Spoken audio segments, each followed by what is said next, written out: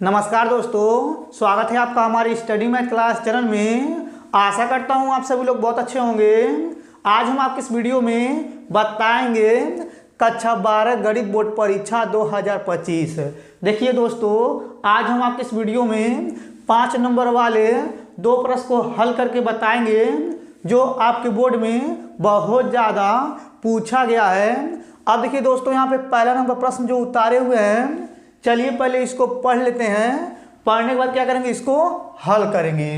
देखिए यहाँ पे लिखा हुआ है समाकलन, और यहाँ पे कोष्टक में लिखा है करनी में, यानी कि 10x फिर प्लस करनी में cot x, और यहाँ लिखा है dx का मान ज्ञात कीजिए। अब देखिए सबसे पहले क्या करेंगे, यहाँ पे लिखेंगे हल। ठीक, अब देखिए यहाँ पे हल लिखने के बाद ये जो प्रश्न दिया है इसको हम क्या करेंगे, आई बराबर पहले उतार लेंगे। तो यहाँ पे लिखेंगे आई बराबर यहाँ हो जाएगा समाकलन, और यहाँ हो जाएगा कोष्टक, फिर यहाँ लिखेंगे करनी में, यहाँ हो जाएगा 10x, और यहाँ हो जाएगा प्लस, फिर यहाँ पे बनाएंगे करनी, और देखिए यहाँ पे करनी हो जाएगा cot x, फिर कोष्टक बंद कर देंगे, और यहाँ हो जाएगा dx। ठीक, इतना आपको अच्छे समझ में आ गया होगा। अब देखिए इतना करने के बाद फिर यहाँ लिखेंगे आई बराबर यहाँ हो जाएगा समाकलन, और देखिए यहाँ पे इस प्रकार से कोष्टक बनाएंगे, और देखिए यहाँ पे इस प्रकार से एक बड़ा यानी कि करनी बनाएंगे, और देखिए यहाँ लिखा करनी में 10x, इसको हम लोग तोड़ेंगे तो यहाँ पे हो जाएगा यानी कि sin x, फिर बटे हो जाएगा यहाँ पे यानी कि cos x, फिर प्लस, फिर यहाँ पे इस प्रकार से यानी कि ये बड़ा करनी बनाएंगे।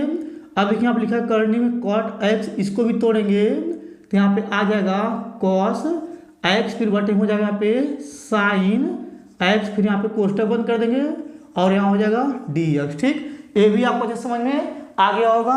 अब देखिए इतना करने के बाद फिर यहाँ लिखेंगे आई बराबर इस प्रकार से समाकलन बनाएंगे, और देखिए यहाँ पे ये जो करनी में sin बटा यानी कि cos x है, इन दोनों को अलग अलग लिखेंगे। तो देखिए यहाँ पे हो जाएगा करनी में sin x, फिर बटे हो जाएगा यहाँ पे करनी में cos x, और यहाँ हो जाएगा प्लस, फिर देखिए यहाँ लिखेंगे करनी में, यहाँ हो जाएगा cos x, फिर बटे हो जाएगा यहाँ पे करनी में यानी कि sin x, और देखिए यहाँ पे ये यानी कि कोष्टक है, तो यहाँ पे ये कोष्टक बना दिए हैं, फिर यहाँ पे कोष्टक, और यहाँ हो जाएगा dx। ठीक, इतना आपको अच्छे समझ में आ गया होगा।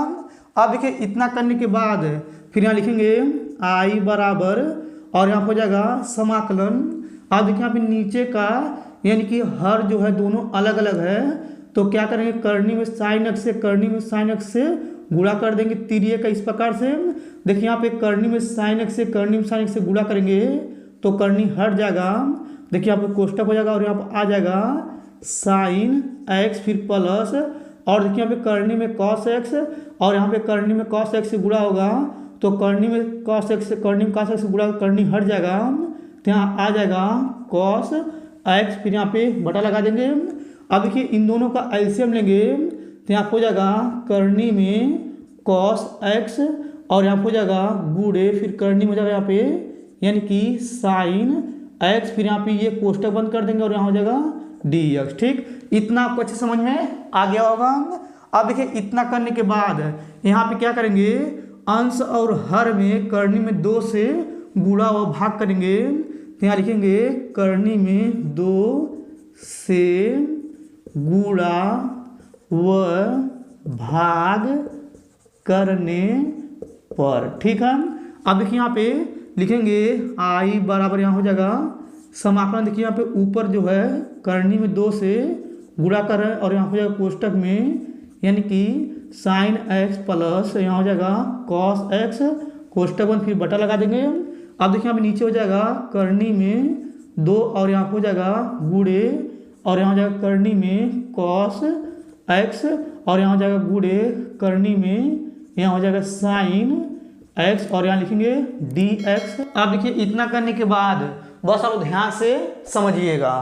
अब देखिए इसके बाद क्या करेंगे, यहाँ पे लिखेंगे आई बराबर, और यहाँ हो जाएगा समाकलन, ऊपर वाला जो है उसको वैसे उतार लेंगे, तो यहाँ हो जाएगा करनी में 2, और यहाँ लिखेंगे कोष्टक में sin x, फिर प्लस यहाँ हो जाएगा cos x, फिर कोष्टक बंद, फिर देखिए यहाँ पे बटा लगा देंगे। अब देखिए यहाँ पे ये करनी में 2 है और ये करनी में कॉस है और ये करनी में साइन एक्स है, यानी कि इन तीनों को करनी में लिख लेंगे तो यहाँ हो जाएगा करनी, और देखिए यहाँ लिखेंगे 2 कॉस एक्स और यहाँ हो जाएगा साइन एक्स और यहाँ लिखेंगे डी एक्स। ठीक, इतना आपको अच्छे से समझ में आ गया होगा।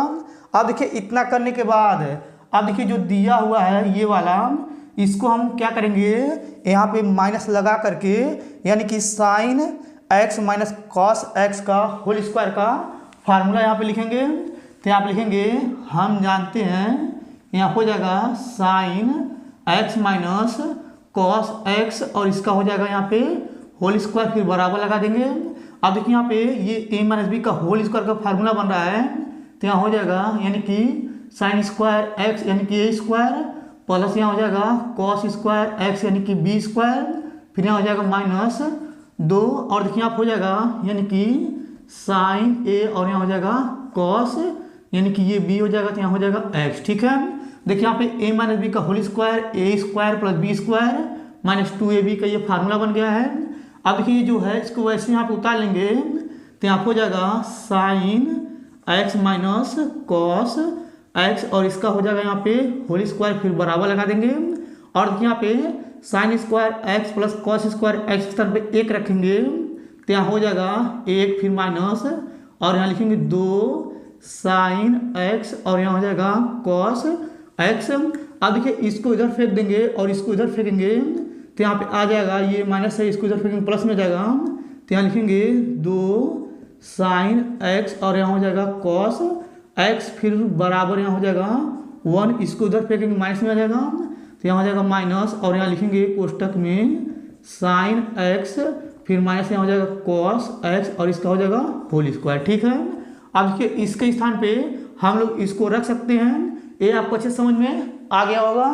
अब देखिए यहाँ पे करनी में 2 कॉस एक्स साइन एक्स है, देखिए यहाँ पे यही है ये, यानी कि 2 कॉस एक्स साइन एक्स के स्थान पे इसको रख सकते हैं। अब चलिए इसमें रखते हैं, देखिए यहाँ पे लिखा आई बराबर, तो यहाँ लिखेंगे आई बराबर और देखिए यहाँ पे जो करनी में 2 इसको बाहर लिख लेंगे, तो यहाँ हो जाएगा करनी में 2 और यहाँ हो जाएगा समाकलन।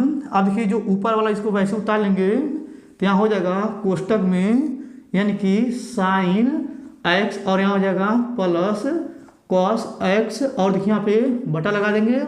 और देखिए यहाँ पे ये करनी में है ना, तो इसके स्थान पे ये करनी में लिखेंगे, तो यहाँ हो जाएगा करनी और देखिए इसके बाद क्या करेंगे, यहाँ लिखेंगे 1 माइनस यहाँ हो जाएगा साइन एक्स फिर माइनस कॉस एक्स और देखिए इसका हो जाएगा यहाँ पे यानी कि होल स्क्वायर और यहाँ लिखेंगे डी एक्स। अब देखिए जो नीचे वाला है इसको हम क्या करेंगे, टी मान करके अवकलन करेंगे, ये जो ऊपर वाला ये आ जाएगा, तो यहाँ पे लिखेंगे माना, देखिए लिख रहे हैं माना, यहाँ हो जाएगा sine x minus cos x बराबर हो जाएगा टी।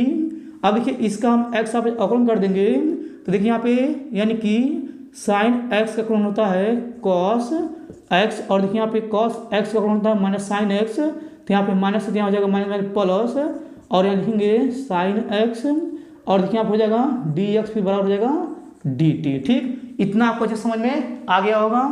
अब देखिए इतना करने के बाद यहाँ लिखेंगे आई बराबर यहाँ हो जाएगा करनी में 2 फिर यहाँ हो जाएगा समाकलन और देखिए इसको ऊपर वाला जो है इसको हम लोग क्या माने थे, यानी कि देखिए यहाँ पे sine x plus cos x D x स्थान पे ये आया है, तो इसके स्थान पे डी टी रखेंगे, तो यहाँ हो जाएगा 1 बटा और देखिए यहाँ पे करनी बनाएंगे और देखिए यहाँ हो जाएगा 1 माइनस इसको हम लोग टी माने थे, तो यहाँ हो जाएगा टी का स्क्वायर और यहाँ लिखेंगे डी टी। ठीक, अब देखिए इसका हम समाकलन जानते हैं, चलिए यहाँ पे इसका समाकलन कर देते हैं, तो यहाँ हो जाएगा आई बराबर करनी में 2 और देखिए यहाँ 1 बटा 1 माइनस यानी कि यहाँ पे टी स्क्वायर का समाकलन होता है, यहाँ हो जाएगा साइन इनवर्स टी फिर ये कोष्टक फिर प्लस हो जाएगा सी। ठीक, यानी कि 1 बटा करनी में 1 माइनस टी स्क्वायर का समाकलन होता है साइन इनवर्स टी।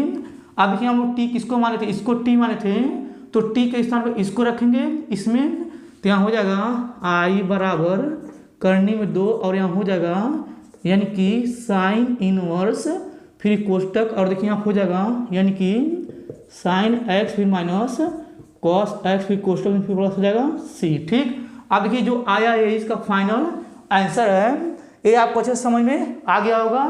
अब चलिए दोस्तों इसको मिटा करके यहाँ पे दूसरा नंबर जो प्रश्न है उसको लिख करके फिर हल करके हम आपको बताएंगे। चलिए सबसे पहले इसको मिटा लेते हैं। अब देखिए दोस्तों यहाँ पे दूसरा नंबर प्रश्न उतारे हुए हैं। ये वाला प्रश्न आपके बोर्ड में हर साल 5 नंबर के पूछे जाते हैं। अब चलिए सबसे पहले क्या करते हैं, ये जो प्रश्न दिया हुआ है इसको पहले पढ़ लेते हैं। देखिए यहाँ पे लिखा हुआ है रेखाओं आर वेक्टर बराबर आई कैप प्लस 2 जे कैप माइनस 4 के कैप प्लस लेमडा फिर कोष्टक में 2 आई कैप माइनस 3 जे कैप प्लस 6 के कैप, और यहाँ पे लिखा हुआ है ये वाला आर वेक्टर बराबर 3 आई कैप प्लस 3 जे कैप माइनस 5 के कैप फिर प्लस म्यू फिर कोष्टक में 2 आई कैप प्लस 3 जे कैप प्लस 6 के कैप के बीच न्यूनतम दूरी ज्ञात कीजिए। बस और ध्यान से समझिएगा। अब देखिए सबसे पहले क्या करेंगे, यहाँ पे लिखेंगे हल। ठीक, अब देखिए यहाँ पे हल लिखने के बाद ये देखिए जो प्रश्न पहले एक बार इसको उतार लेंगे तो यहाँ लिखेंगे आर वेक्टर बराबर यहाँ हो जाएगा आई कैप प्लस 2 जे कैप माइनस 4 के कैप फिर प्लस यहाँ हो जाएगा लेमडा फिर कोष्टक हो जाएगा यहाँ पे 2 आई कैप माइनस 3 जे कैप फिर प्लस 6 के कैप फिर कोष्टक बंद कर देंगे। अब देखिए जो दिया है इसको भी उतार लेंगे तो यहाँ हो जाएगा आर वेक्टर बराबर यहाँ हो जाएगा 3 आई कैप प्लस 3 जे कैप फिर माइनस 5 के कैप फिर प्लस यहाँ हो जाएगा म्यू फिर कोष्टक हो जाएगा 2 आई कैप प्लस 3 जे कैप प्लस 6 के कैप फिर कोष्टक बंद कर देंगे। इतना आपको अच्छे समझ में आ गया होगा। अब देखिए इतना करने के बाद देखिए यहाँ पे जो लेमडा है इसके पहले ये वाला जो है ना, देखिए ये वाला इसको हम लिखेंगे A1 वेक्टर बराबर यहाँ हो जाएगा आई कैप प्लस 2 जे कैप माइनस में 4 के कैप हो जाएगा। अब देखिए इसके बाद यहाँ पे जो लेमडा के गुणे में ये कोष्टक में इसको हम लिखेंगे B1 वेक्टर बराबर यहाँ हो जाएगा 2 आई कैप माइनस 3 जे कैप फिर प्लस यहाँ हो जाएगा 6 के कैप। ठीक, अब देखिए इसके बाद यहाँ पे जो म्यू के पहले ये वाला जो है ना इसको हम लिखेंगे A2 वेक्टर बराबर यहाँ हो जाएगा 3 आई कैप प्लस 3 जे कैप फिर माइनस 5 के कैप, और देखिए यहाँ पे जो म्यू के गुणे में है कोष्टक में इसको हम लिखेंगे B2 वेक्टर बराबर यहाँ हो जाएगा 2 आई कैप फिर प्लस 3 जे कैप फिर प्लस 6 के कैप। ठीक, इतना आपको अच्छे समझ में आ गया होगा। अब देखिए दोस्तों इतना करने के बाद यहाँ लिखा है के बीच न्यूनतम दूरी हमें ज्ञात करना है। अब चलिए इसके बाद क्या करते हैं, बीच की न्यूनतम दूरी का फार्मूला यहाँ पे लिखते हैं। देखिए यहाँ पे हम जानते हैं d बराबर यहाँ पे होता है परिमाण में, यानी कि यहाँ पे जाएगा कोष्टक में A2 vector minus A1 vector फिर यहाँ हो जाएगा इंटू B1 वेक्टर यहाँ हो जाएगा गुणे B2 वेक्टर फिर बटे हो जाएगा यहाँ पे परिमाण में B1 वेक्टर गुणे B2 वेक्टर और यहाँ हो जाएगा ये बड़ा परिमाण। ठीक है, यानी कि देखिए यहाँ पे जो लिखा है के बीच की न्यूनतम दूरी हमें ज्ञात करना है, उसका फार्मूला यही होता है। ये आपको अच्छे समझ में आ गया होगा। आप देखिए दोस्तों सबसे पहले क्या करेंगे, यहाँ पे जो A2 vector minus A1 vector है पहले इसका मान निकालेंगे। चलिए यहाँ पे निकालते हैं तो यहाँ लिखेंगे A2 vector minus A1 vector बराबर, आप देखिए यहाँ पे A2 का यानी कि A2 वेक्टर का मान ये दिया है तो यहाँ लिखेंगे 3 आई कैप और यहाँ हो जाएगा प्लस 3 जे कैप, यहाँ हो जाएगा माइनस में 5 के कैप, और देखिए यहाँ पे माइनस माइनस लगा देंगे फिर कोष्टक, और देखिए यहाँ लिखा है A1 वेक्टर का मान ये जो ऊपर वाला इसको लिखेंगे तो यहाँ हो जाएगा आई कैप फिर प्लस 2 जे कैप फिर माइनस 4 के कैप फिर कोष्टक बंद कर देंगे, और यहाँ हो जाएगा A2 vector minus A1 vector बराबर यहाँ पे इसको लिख लेंगे तो तो यहाँ हो जाएगा 3i कैप फिर प्लस 3j कैप फिर माइनस 5k कैप और देखिए यहाँ पे माइनस 3 से दोनों यानी कि इन सभी में गुणा कर देंगे तो यहाँ हो जाएगा माइनस में i कैप माइनस में 2j कैप फिर ये हो जाएगा minus minus plus 4k cap. ठीक, अब देखिए यहाँ पे माइनस 3 से गुणा करेंगे इन तीनों का चिन्ह बदल जाएगा। अब इसके बाद यहाँ लिखेंगे a2 vector minus a1 vector बराबर और देखिए यहाँ पे 3i कैप में से यहाँ पे 1i कैप घटाएंगे तो यहाँ आ जाएगा 2i कैप और देखिए यहाँ पे 3j कैप में से यहाँ पे 2j कैप घटाएंगे तो यहाँ आ जाएगा प्लस में j कैप और देखिए यहाँ पे 5k कैप में से 4k कैप घटाएंगे तो यहाँ पे आ जाएगा माइनस में k कैप। ठीक, इतना आपको अच्छे समझ में आ गया होगा। अब देखिए दोस्तों इतना करने के बाद अब यहाँ पे लिखा है यहाँ पे b1 वेक्टर गुणे b2 वेक्टर इसका मान निकालेंगे। चलिए यहाँ पे लिखते हैं, देखिए यहाँ लिखेंगे b1 वेक्टर गुणे b2 वेक्टर बराबर इस प्रकार से यहाँ पे सारणी बना देंगे और देखिए यहाँ पे b1 वेक्टर गुणे b2 वेक्टर का जो मान है देखिए यहाँ पे b1 वेक्टर का मान ये है और देखिए यहाँ पे b2 वेक्टर का मान ये है। अगर आप दोनों में ध्यान से देखेंगे तो i cap j cap k cap i cap j cap k cap दोनों में है तो क्या करेंगे यहाँ पे लिखेंगे i कैप और यहाँ हो जाएगा यानी कि j कैप और यहाँ हो जाएगा k कैप और देखिए यहाँ पे b1 वेक्टर में i का गुणांक 2 है j का गुणांक -3 है और k का गुणांक 6 है तो यहाँ लिखेंगे 2 - 3 और यहाँ हो जाएगा 6। ठीक, अब इसके बाद देखिए यहाँ पे b2 वेक्टर ये जो है इसका जो है i का गुणांक 2 है और j का गुणांक 3 है k का गुणांक 6 है। चलिए यहाँ पे लिख देते हैं, देखिए यहाँ लिखेंगे 2 3 6 फिर इस प्रकार से सारणी को बंद कर देंगे। अब देखिए इतना करने के बाद यहाँ लिखेंगे b1 वेक्टर गुणे b2 वेक्टर फिर देखिए यहाँ पे बराबर लगा देंगे। अब देखिए यहाँ पे i कैप लेंगे तो यहाँ हो जाएगा i कैप फिर कोष्टक देखिए यहाँ पे i कैप लेंगे तो पहला पंक्ति पहला स्तंभ क्या हो जाएगा 6 से गुणा करेंगे 3 में तो यहाँ हो जाएगा माइनस में 6 3 18 यहाँ होता है माइनस और देखिए यहाँ पे 3 से गुणा करेंगे 6 में तो यहाँ हो जाएगा 6 3 18 फिर कोष्टक बंद कर देंगे। देखिए यहाँ पे चलता है प्लस माइनस और देखिए जो j कैप इसको लेंगे तो यहाँ हो जाएगा j कैप फिर कोष्टक। अब देखिए यहाँ पे j कैप लेंगे पहला पंक्ति दूसरा स्तंभ क्या हो जाएगा 6 से गुणा करेंगे 2 में तो 6 दूनी 12 फिर माइनस 2 से गुणा करेंगे 6 में तो 6 दूनी 12 फिर कोष्टक बंद कर देंगे। देखिए यहाँ पे प्लस माइनस प्लस यहाँ हो जाएगा k कैप फिर कोष्टक। आप देखिए यहाँ पे k कैप लेंगे तो पहला पंक्ति तीसरा स्तंभ क्या हो जाएगा देखिए यहाँ पे 3 से गुणा करेंगे 2 में 3 दूनी हो जाएगा 6 यहाँ माइनस होता है 2 से गुणा करेंगे 3 में 2 3 6 हो जाएगा माइनस में यहाँ लिखेंगे माइनस हो जाएगा प्लस यहाँ लिखेंगे 6 फिर कोष्टक बंद कर देंगे। अब देखिए इसके बाद यहाँ पे आ जाएगा b1 वेक्टर गुणे b2 वेक्टर बराबर देखिए यहाँ पे 18 में 18 जोड़ेंगे तो यहाँ हो जाएगा माइनस में यानी कि 36 i कैप और देखिए यहाँ पे ये 12 में 12 करेंगे तो ये हो जाएगा 0 और देखिए 6 में 6 जोड़ेंगे तो यहाँ हो जाएगा 12 तो यहाँ लिखेंगे 12 k कैप। ठीक, इतना आपको अच्छा समझ में आ गया होगा। अब देखिए इतना करने के बाद यहाँ पे लिखेंगे यानी कि b1 वेक्टर गुणे b2 वेक्टर ये हो जाएगा इसका परिमाण फिर बराबर लगाएंगे तो यहाँ हो जाएगा करनी। अब देखिए i का गुणांक जो है -36 तो यहाँ लिखेंगे -36 का ये हो जाएगा करनी में यानी कि स्क्वायर फिर प्लस और देखिए यहाँ पे k कैप का गुणांक 12 है तो यहाँ लिखेंगे 12 का ये स्क्वायर करनी में।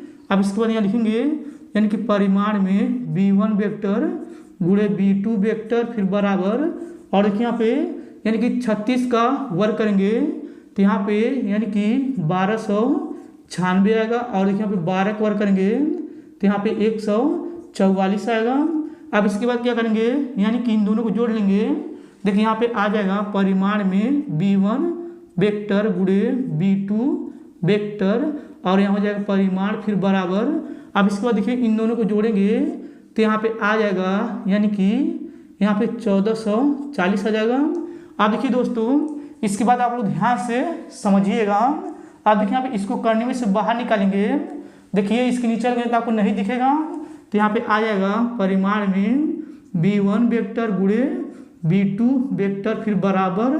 अब देखिए इसके बाद क्या करेंगे इसको तोड़ेंगे तो यहाँ हो जाएगा यानी कि करनी में 12 गुणे 12 और यहाँ पे गुणे में 10 और यहाँ पे परिमाण में b1 वेक्टर गुणे b2 वेक्टर, फिर बराबर यहाँ पे करनी में 12 12 मिला तो यहाँ हो जाएगा ये बाहर 12 आ जाएगा और ये हो जाएगा करनी में 10। अब देखिए इतना करने के बाद बस आप ध्यान से समझिएगा।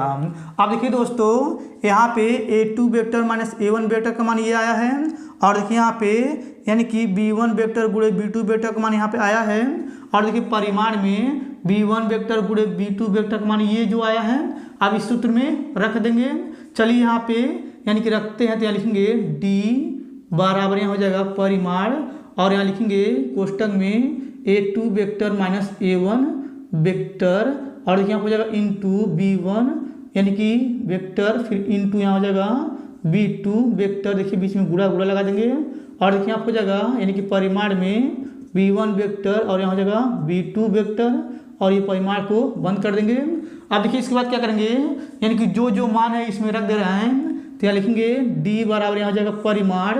अब देखिए इसका जो मान है देखिए यहाँ पे दिया हुआ है तो यहाँ हो जाएगा 2i कैप और यहाँ हो जाएगा प्लस में j कैप और यहाँ हो जाएगा माइनस में k कैप, ये कोष्टक में।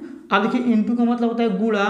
अब देखिए इसके स्थान पे देखिए यहाँ पे जो दिया हुआ है यानी कि माइनस में 36i कैप, फिर प्लस यहाँ जाएगा 12 यहाँ लिखेंगे यानी कि k कैप, फिर कोष्टक बंद कर देंगे, फिर बटा लगा देंगे। अब देखिए इसके बाद यहाँ पे इसका जो मान है ये है तो यहाँ हो जाएगा 12 करनी में 10, फिर इस प्रकार से ये साड़ी को बंद कर देंगे। अब देखिए इतना करने के बाद यहाँ लिखेंगे d बराबर इस प्रकार से हो जाएगा ये। देखिए यहाँ पे इसको हम लोग साड़ी भी बोल सकते हैं चाहे परिमाण बोल सकते हैं। देखिए यहाँ पे ये परिमाण है।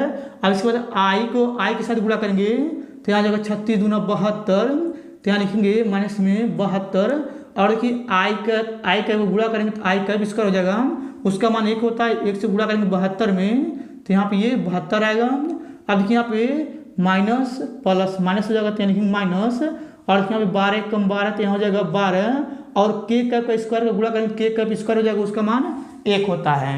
और देखिए यहाँ पे ये जो j कैप इसका जोड़ीदार नहीं मिल रहा है इसको छोड़ देंगे। अब इसके बाद यहाँ पे बटा लगा देंगे और यहाँ हो जाएगा यानी कि 12 करने में 10, फिर ये हो जाएगा परिमाण। अब देखिए इन दोनों को जोड़ लेंगे तो यहाँ हो जाएगा d बराबर ये परिमाण हो जाएगा माइनस में 84, फिर बटे हो जाएगा 12 करने में 10। अब देखिए इसके नीचे करेंगे तो आपको नहीं दिखेगा, चलिए इधर बता देते हैं। अब देखिए यहाँ पे ये परिमाण को हटाएंगे तो ये जो माइनस ये प्लस में आ जाएगा तो यहाँ लिखेंगे d बराबर 84 बटे हो जाएगा 12 करने में 10 और देखिए यहाँ पे 12 से 84 को काट देंगे तो 12 से 84 होता है तो यहाँ पे आ जाएगा d बराबर 7 बटा यहाँ हो जाएगा करनी में 10। अब इसके बाद हरों का परिमीकरण करेंगे तो यहाँ हो जाएगा करनी में 10, नीचे हो जाएगा करनी में 10 तो यहाँ पे आ जाएगा d बराबर ऊपर हो जाएगा 7 करनी में 10 और नीचे देखिए यहाँ पे करनी से करनी के बाद करनी हट जाएगा तो यहाँ पे आ जाएगा 10। ठीक, अब देखिए जो आया है यही इसका फाइनल आंसर है। ये आपको अच्छे समझ में आ गया होगा। अगर आपको ये मेरा पूरा वीडियो अच्छे तरीके से समझ में आ गया होगा तो आप लोग मेरे वीडियो को लाइक और कमेंट जरूर कर दीजिएगा। अगर आप लोग मेरे चैनल पर नहीं होंगे तो आप लोग मेरे चैनल को सब्सक्राइब जरूर कर दीजिएगा। धन्यवाद।